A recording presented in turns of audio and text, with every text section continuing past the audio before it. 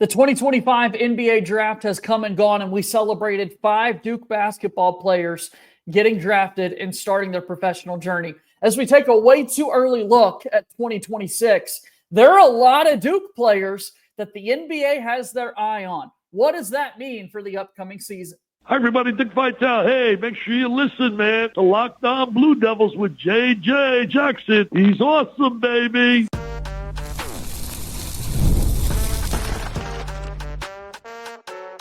You are Locked On Blue Devils, your daily podcast on the Duke Blue Devils.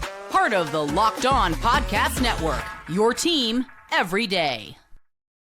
Hello, everybody. Welcome into another episode of the Locked On Blue Devils podcast. My name is J.J. Jackson. It is so great to have you here with us today on Friday, July 4th, 2025. Happy Independence Day. Happy 4th of July weekend to everybody within the Locked On Blue Devils world. I hope that you've got great weekend plans with friends and family. On today's show, we're going to talk about the way too early 2026 NBA mock draft and the implications that has on Duke basketball and what to expect this upcoming season with our very good friend Kevin Connelly from over at Ball Durham. If you have not done so already, please be sure to follow and subscribe to Locked On Blue Devils for free, wherever it is that you get your podcasts. Leave us a 5-star rating and written review. Go ahead and like this video on YouTube as you watch it each and every day. Subscribe to our YouTube channel. We're trying to hunt down 4,000 subscribers on YouTube, and all the great support is thanks to you guys here in the world of Locked On Blue Devils. So thank you so much for that. Follow us on X at LO_Blue Devils. We're on Instagram and TikTok as well. So without further ado, he joins us here on the 4th of July. Kevin Connelly's here with me. We've got the hot dog eating contest throughout the course of the day, fireworks all over the country. And yet, Kevin, you and I have a wonderful opportunity to talk about Duke basketball, a team that we love so much. It never stops, JJ. Glad to be here.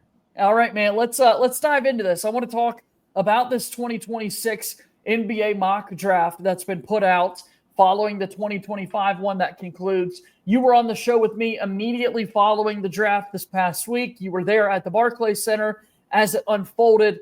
Let's refresh people once again how historic of a year it was for Duke. They had 5 players selected. Going to a Final Four, winning ACC championships is incredible. It's also a really nice thing to be able to turn and look to the fact that you're putting players into the NBA when we're talking about a Duke basketball program.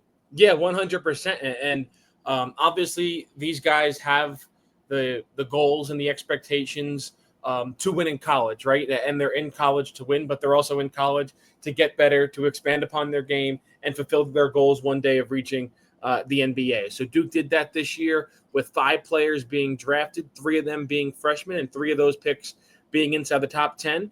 And it started with Mike Krzyzewski, obviously. It's continued to now to Jon Scheyer of getting these players into the NBA, being high draft picks, and especially freshmen going that 1 year from Duke to the NBA. Yeah, if you're able to put in good effort for Duke, it's obviously going to be a great way to get to the next level because so many executives within the league start to look at what Duke basketball is doing. Let's not even mention it's getting crazy every year, guys that are getting jobs at the league. You can think of head coaches that have Duke ties, assistant coaches, general managers, owners. We've now got agents when you think about Josh Hairston and what he's doing there with Rich Paul and Clutch Sports. I mean, when you think about the highest level of basketball in the world at the NBA, the commissioner, hell, is a Duke grad in Adam Silver. I mean, it all points back to Durham, North Carolina and Cameron Indoor Stadium, Kev. Yeah, and obviously it all correlates around the brotherhood. They call it the brotherhood for a reason. And that just grows and grows by the year. And kind of you hit on it, JJ. It's not just with players in the NBA. It's when players move on from their playing career, still staying connected, still having that brotherhood. Obviously, a bunch of them being with the connection of playing for Mike Krzyzewski, and now it's continued on to Jon Scheyer as he's been able to bridge that gap. So, yeah, you mentioned it. There's a brotherhood, and there's a lot that revolves around being a Duke basketball player and how that could set you up for success both on the court and off the court. It's really fun to watch. So as we've got 5 guys about to start their rookie season off this year's team, Of course, we've got to look at way too early mock drafts. ESPN and Draft Express, Jonathan Givony and Jeremy Wu put it together. This is what they do around the clock, 365, and why not start to get a sense of some way too early looks. We'll look at individual players in just a moment, but we'll spoil the news, Kevin. Of 60 picks each and every year in the draft, 5 more of them right now people expect to be Duke basketball players. That's incredible to think about. I think about some of the other big years that Duke has, right? There were 5 names kind of attached to the 2022 Final Four season. The following year in 2023, we only saw 2 Duke guys get drafted in Whitehead and Lively, right? 2019, Duke had 3 players there in the top 10 picks. Then you look at next year's team, you don't have a lot of success at the draft. It seems as though what we've got now is 2 consecutive years building where schools or teams at the next level are really liking these Duke guys. Yeah, and I think one thing is just like take it with a grain of salt, right? When you look at the 5 guys that are on this list, 3 of them haven't played a minute of college basketball yet. And now I say that as those are really highly thought of prospects. And the 3 guys that went in the top 10 this year hadn't played a minute of college basketball either. So there's certainly expectations. Obviously, you look at a guy like Cam Boozer as for a long time the number 1 overall recruit in his class, battling with Cooper Flagg before Flagg reclassified, and then ends up battling with AJ Debonsa, and then Darren Peterson all of a sudden comes into the mix. And not to spoil anything, but we're not going to hit on it that much. I think probably the most surprising thing from this mock draft was that Darren Peterson was projected to be the number 1 overall pick over AJ Debonsa. And I say that just because there were conversations among NBA personnel and people who really study the draft. And there was a feeling that if AJ Debonsa was eligible for this past NBA draft that just completed a couple of weeks ago, he could have been the number 1 overall pick over Cooper Flagg. So I think that was just a little surprising that Darren Peterson, who's going to be the freshman at Kansas, is projected right now at least to be the number 1 pick in 2026 over the incoming BYU freshman AJ Debonsa. And BYU's probably thinking, wait, we finally get this chance to have a big number 1, and then if it doesn't happen, that'd certainly be a shame. But that is going to be something interesting to monitor and follow there. As you said, though, right now, thinking about 3 of the guys for Duke haven't played a college basketball minute yet, and kind of, translating that to what we just saw this past year, it's equally as important to remind people this is way too early, and people can climb and fall just as easily as the year progresses. Let's go back to following Tyrese Proctor's freshman year, when in way too early drafts, he was a projected lottery pick, a top 14 selection. And after that sophomore season, he didn't even play. How about after or he didn't even go to the draft. He came back to college. Kevin, how about after the 2024 draft, when we saw way too early 2025 mock drafts? It was easy to have Cooper Flagg there at number 1. But what we didn't have in the entire 60 picks was Con Knippel. A year ago, Knippel wasn't in this position, and he suddenly emerges as the number 4 overall selection. Yeah, I think it's kind of crazy. And I know it's tough to compare players and their skill sets, but one guy we're going to talk about that's projected in this mock draft, Nikolas Khamenia. And people are comparing him to Con Knippel and kind of how they were both a little bit under the radar. Now, Knippel was much more under the radar than Khamenia is, who's been playing fantastic with USA under-19 team in that FIBA U19 World Cup. But yeah, I think a little different styles of play, but I think you could see kind of similar trajectories for those 2, especially in terms of the NBA draft, where Khamenia is still a top 15, top 20 prospect, at least right now, and Knippel was not nearly as that high beginning his college career, and both found themselves, or for Knippel, found himself inside the top 5, and Khamenia, who knows where he could find himself. Yeah, some people might want to put make the connection that probably Nick is benefiting from the year that Con just finished, right? And people are saying, well, if this is what John Scheyer has recently done with this type player, this mold and that sort of thing, and we'll see exactly how their games play out this upcoming season and so much more. So who are those 5 guys? Who are the 5 picks right now in the way too early 2026 NBA mock draft? What does that mean for Duke basketball this upcoming season? We will take a break and we'll continue our conversation here in just a moment. Locked On Blue Devils here today is brought to you by our friends over at Game Time. We've all been there, logging on early and waiting forever for concert tickets to go on sale, only to lose your spot for a show you've been dying to see. I feel like that's Taylor Swift concerts in a nutshell. Live music should almost be about making memories and not dealing with the stress of ticket shopping. That's where Game Time comes in. Game Time makes getting concert tickets faster and easier than ever. Prices actually drop as it gets closer to showtime, and you could save up to 60% off with their killer last-minute deals. Tired of endless scrolling, trying to find the best deal? Game Time's zone deals pick the best seats in the section for you. I love the panoramic seat view that you get in the app before you buy. Of course, we're talking about concerts today. They've also got tons of things right now for Major League Baseball in the heart of summer. Go check out baseball games with tickets from Game Time. Take the guesswork out of buying tickets with Game Time. Download the Game Time app, create an account, and use code LOCKEDONCollege for $20 off your first purchase. Terms apply. Once again, create an account and redeem code LOCKEDONCollege, LOCKEDONCOLLEGE for $20 off. Download the Game Time app today. Last-minute tickets, lowest price guaranteed. Game Time is a proud sponsor of Locked On Blue Devils.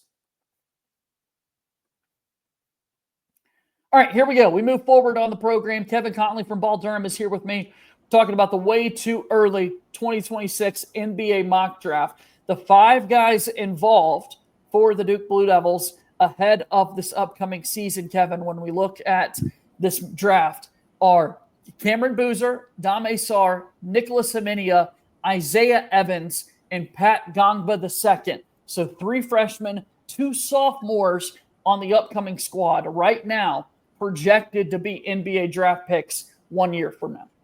Yeah, and I think I don't know if many people would have picked Ngongba to be on that list. That's shocked me, man. I think in the best way possible. I think some people, if you had a pick 5, I think they would have gotten the 4 pretty easily. I could see some people trying to slide a Caden Boozer into there. And JJ, I've said to you, I think he projects as a multi-year player. Yeah. I think if not this year, certainly the following year, he could be the starting point guard for this Duke team. If whatever happens with Caleb Foster after he completes his 3rd year at Duke. But yeah, I think it's a solid 5.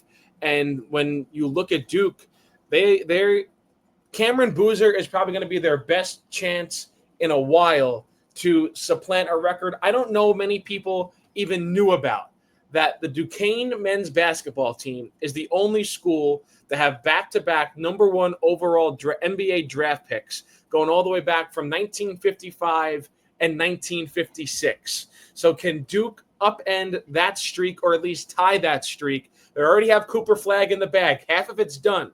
But can Cam Boozer put together a spectacular freshman season where, in this mock draft, can he leap Darren Peterson and A.J. Devonta to be the number 1 overall pick? Forget having the most, right? Because now Duke's got 5 number 1s. When you look at Elton Brand, Kyrie Irving, Zion Williamson, Paolo Banchero, and Cooper Flagg. You're right, man. Shout out Duquesne way back in the 50s. I didn't realize that. Let's try to have so that we can have the most number 1 picks and then also be the most recent school to have back-to-back number 1 picks. I mean, I think it's crazy when you look at the talent that Duke has had, that Kentucky has had, Kansas, that no one has had back-to-back number 1 overall picks in the NBA draft since Duquesne did in 55 and 56. I think that's crazy to me, but there's a team that could do it, and it is Duke. Absolutely. Duke's got it set up. Cameron Boozer, right now in the mock draft, number 3 to the Brooklyn Nets. The scouting breakdown that they've got for him, bringing relentless physicality, crashes the glass, taking pride in dominating his matchups inside. His outside shooting has significantly improved in the past year as well. His first-year production could rival Cooper Flagg's, which could clearly set him up as a legitimate candidate for National Player of the Year honors, which is high praise for Cameron Boozer going into this upcoming season. Cooper Flagg handled it so well. Paulo, Zion, they handled all the praise and fanfare so well throughout the course of their lone seasons for Duke. And seems as though what we're seeing, and then kind of hearing people around the program talking about these first few weeks of Cameron Boozer in the building, this coaching staff is really, really impressed with what they've got in their freshmen. Yeah, JJ, I wonder if he's almost coming into the season a little bit underrated and not talked enough about just because he's following Cooper Flagg and his greatness. I mean, go back to a year ago, and we're talking about Cooper Flagg kind of not like if he pans out, like how much is he going to pan out and how good is he going to be? Obviously, around this time last year, we're talking about the USA select team and how he's the best player on the floor on that select team against the USA men's basketball's senior national Olympic team. So I and not the fact that it's a tiresome topic to talk about, but just it was the constant Duke freshman Cooper Flagg that everybody's talking about. I wonder if it's like, all right, we need a break here from these Duke freshmen, and we're not going to be talking as much about a guy like Cameron Boozer, at least from a national perspective. So I wonder if he's almost being underrated or not talked as much about coming into the season as he should be. Yeah, I think that's totally fair because you're right. He's not going to have the USA basketball fanfare. We're actually getting that from Nick Khamenia right now, granted on another level than what Cooper Flagg, nobody was doing what Cooper Flagg was doing, but there is a little bit of that hype right now surrounding Khamenia. The next selection in the top 10 at number 9, Dame Sarr, an international prospect that we've talked about from FC Barcelona. He's got roots in Italy. Now he's going to play at Duke. We've seen a new Brotherhood podcast come out with Caleb Foster talking to Malik Brown, and they were asked a question, who's impressed them the most so far? The only name they really threw out there and kept talking about was Dame Sarr. And a similar comparison to Con Knipple, because when we had those Brotherhood podcasts last year, who did everybody talk about? It wasn't necessarily Cooper Flagg. It was, man, is Con Knipple good? And Dame Sarr kind of gets that first batter up of Malik Brown's on the podcast. Who's impressed you the most? And he's the first name that comes out of his mouth. So, I think for Sarr, a lot of people are projecting. And yes, we're projecting with Cam Boozer and Nick Khamenia too.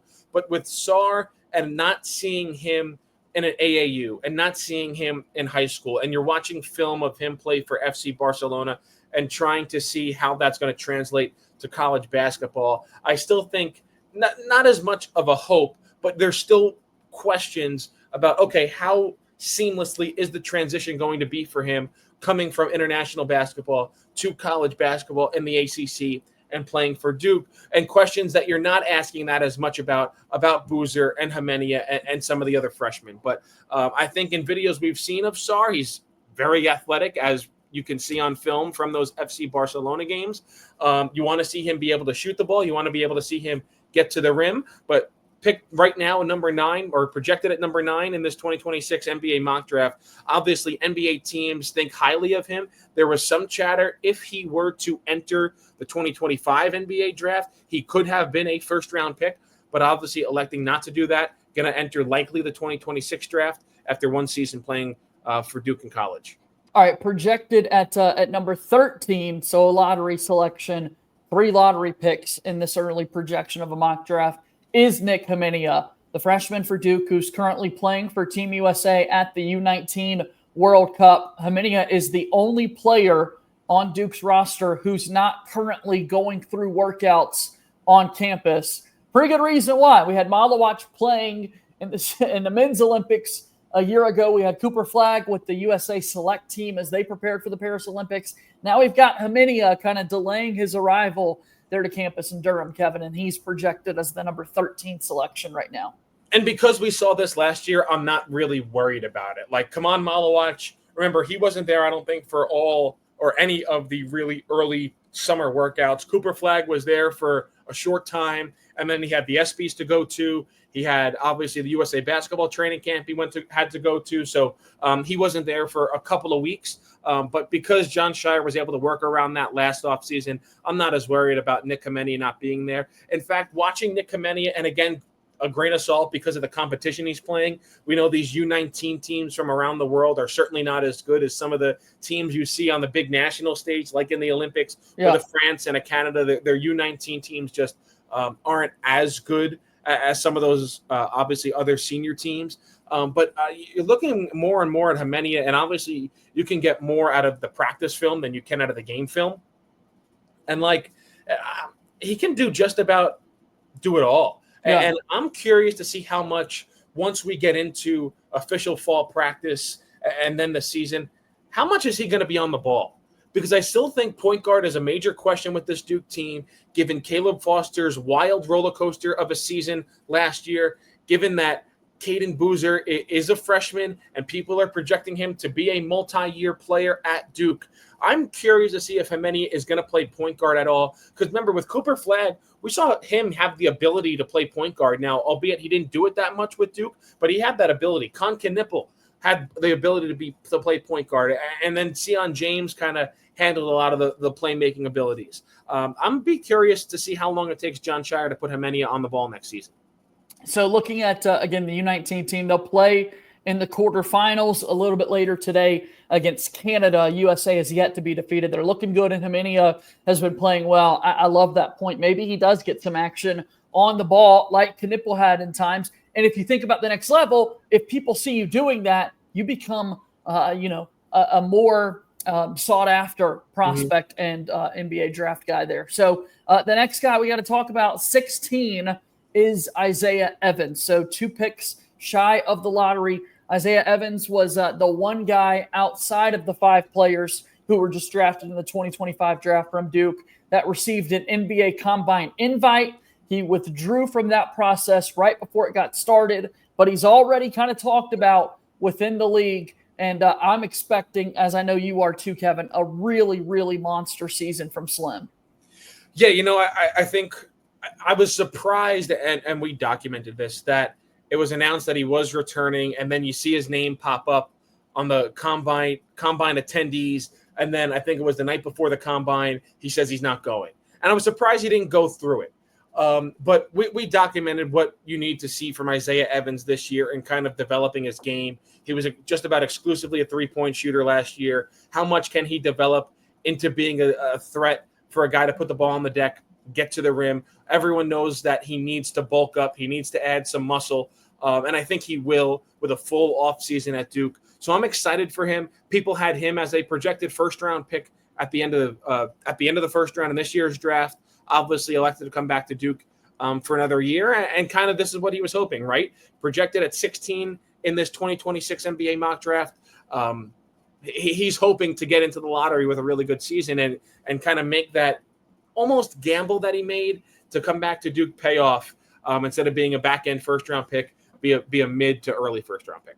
And then the big surprise that we talked about, Pat Ngongba comes in at number 38 of the 60, number 38 of the way too early mock draft, which is really impressive for a guy who was battling injuries for the majority of his freshman season and to be able to put himself in a position to where NBA teams want to select him. Really good stuff there from Big Pat. All right, we'll step aside. One more quick timeout on the program today, and we wrap up after this.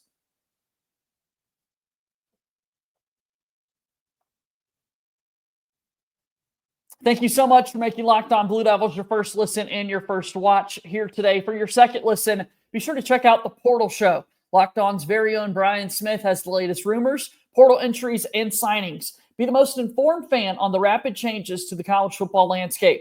Find the Portal on YouTube or wherever you listen to your podcasts. Also, be sure to check out Locked On College Basketball with Andy Patton and Isaac Shade. They do a great job of keeping you updated on our favorite sport each and every day. Also, here with the Locked On Blue Devils, please remember to subscribe to our YouTube channel. Follow us on X at @LO_Blue Devils. Send us any mailbag questions that you've got for an upcoming installment of Mailbag Monday and so much more. All right, let's wrap up our program. Here is the aforementioned Kevin Connelly from Ball Durham with me here. Kevin, talking about 5 Duke players in the way too early 2026 NBA mock draft as we turn our attention to the college season upcoming and what this kind of means to a Duke squad.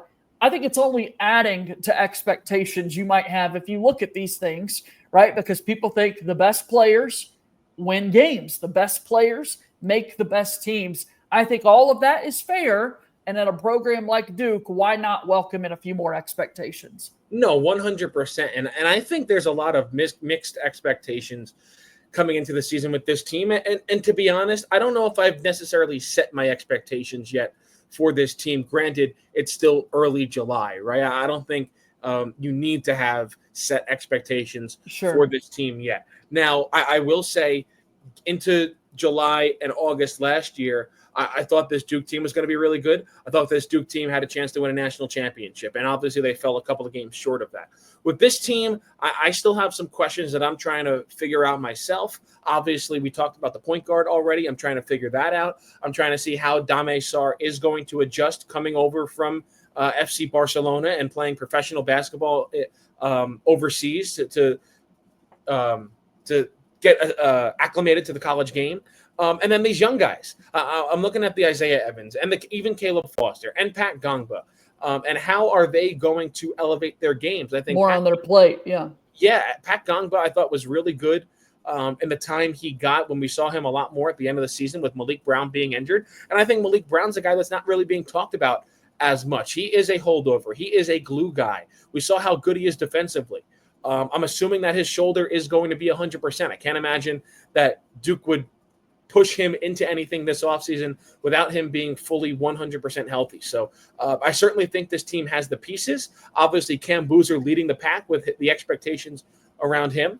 But you mentioned expectations. This team is, for the most part, in the top 10, top 15 in a lot of those way too early preseason polls. But what I expect from them, I necessarily haven't finalized my expectation for this team, at least in the summer months. Tell us about Ball Durham, Kevin. Yeah, over at Ball Durham, we got great Duke basketball content for you every single day. So we appreciate all the support. So come give us a read over at Ball Durham every morning to find out the latest in the Duke basketball world. Be well. Enjoy 4th of July weekend here, and we'll talk next week, okay? All right, JJ. All right, that's Kevin Connelly joining us here on today's episode of Locked On Blue Devils. Really appreciate Kevin being here with us on the program. Please be sure to follow and subscribe to Locked On Blue Devils for free, wherever it is that you get your podcasts. Also, be sure to leave us a 5-star rating and written review. That'll do it for today's show. As always, go Duke. I'll talk to you soon. My name is JJ Jackson. Thank you and good day.